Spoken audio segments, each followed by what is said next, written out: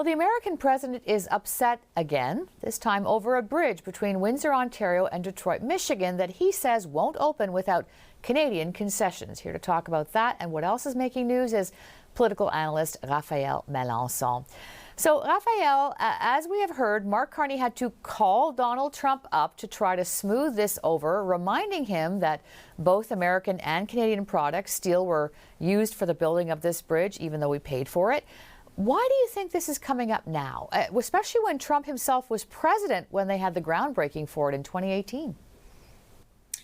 Well, the main reason of that, from what I see at least, is that we have the review of CUSMA, the Canada, US, Mexico agreement that we need to review in June, by the month of June.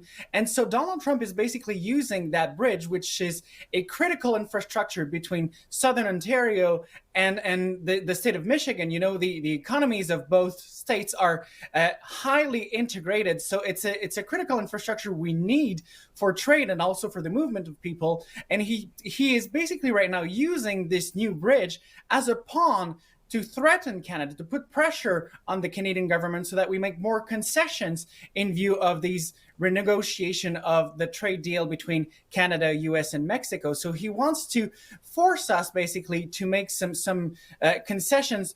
In part, we know that the Americans are after our supply management system for the dairy products. They want more American dairy products to have access to the Canadian market. That's one of the main points here of disagreement between the Trump administration and the Canadian government. So these are some of the things that are of course, inside that are coming up. And here Donald Trump is clearly using the new Gordie Howe bridge to put pressure on the Canadian government. Meanwhile, Quebecers are trying to put pressure back by continuing to boycott American products. Quite a few of us are still avoiding anything with USA on it.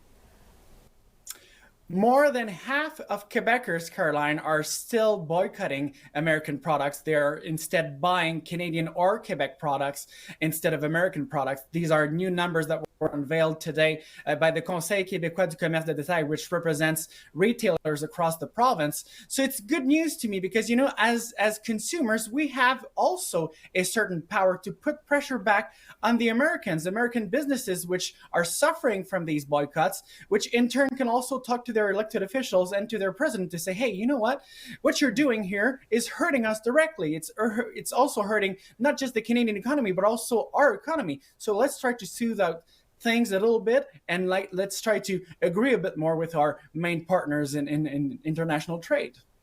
Okay. And another topic making the news is public transit. We had a big metro stoppage today, but security on public transit seems to be on the minds of a lot of people. Is this justified, do you think? Is there a problem? Absolutely. There has been a clear rise in the number of incidents in the metro, but also in how people feel in the metro. So it's not just about the reliability of the metro system and the public transit system. It's also about safety.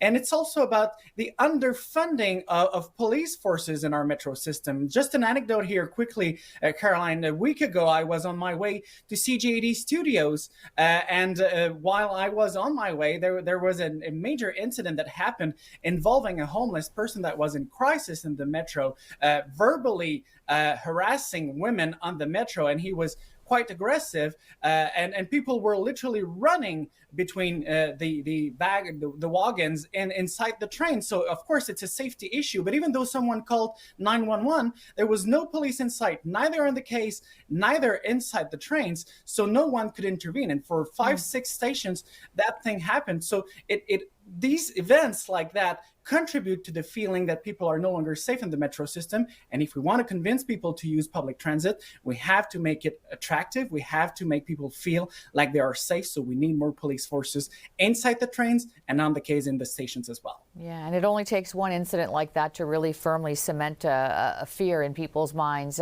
We are out of time, unfortunately, Raphael, but thank you so much for this. We'll see you again soon. My pleasure, Caroline. See you next time.